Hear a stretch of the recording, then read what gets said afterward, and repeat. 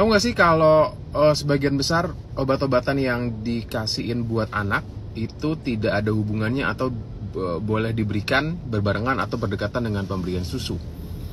Iya betul, hanya ada sebagian kecil obat-obatan yang memang tidak boleh diberikan berbarengan atau berdekatan dengan pemberian susu pada anak. Seperti itu contohnya, sebagian kecil jenis antibiotik, silahkan tanya sama dokternya kalau misalnya ngasihin antibiotik itu boleh diminum sama susu apa enggak, tapi sebagian besar antibiotik itu tidak apa-apa diberikan berdekatan ataupun berbarengan dengan susu. Beberapa jenis vitamin seperti vitamin C, vitamin D, beberapa jenis zat besi itu memang tidak bisa diberikan berbarengan atau bersamaan atau berdekatan dengan susu. Tapi yang jelas bagian besar obat seperti obat demam, batuk pilek, obat-obat rutin pada anak itu nggak apa-apa untuk diberikan berdekatan atau berbarengan dengan susu. Tapi kalau misalnya kepingin memberikan obatnya dicampur ke susu, emang disarankan jangan dimasukin susu sebotol. Kenapa? Karena pada saat nanti anaknya minum susunya tidak habis, kita nggak tahu dosis yang udah masuk berapa. Jadi kalau mau nyampurin dikit-dikit aja. Oke?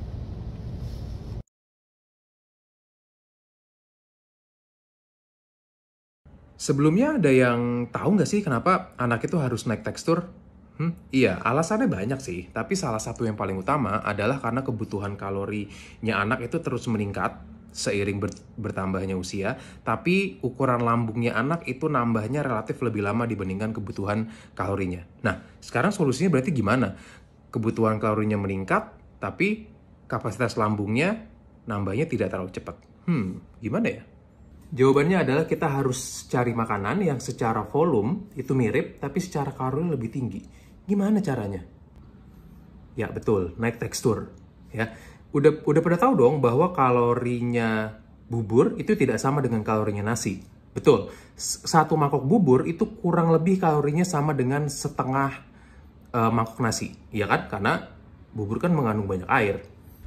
Nah, jadi kalau misalnya anaknya pada saat naik tekstur terus makannya jadi lebih sedikit, jangan buru-buru panik terus habis itu balikin ke tekstur sebelumnya. Bisa jadi secara kalori itu kalorinya sama atau sangat mungkin lebih besar kalorinya. Ya, gimana caranya kita memastikannya? Pantau pertumbuhan berat badan anak. Kalau misalnya penambahan berat badan setiap bulannya oke, ya nggak apa-apa, berarti dia makan tidak sebanyak waktu dia makan bubur. Ingat, pada akhirnya kita kepingin anak kita pertumbuhannya optimal, bukan anak kita makannya banyak. Oke?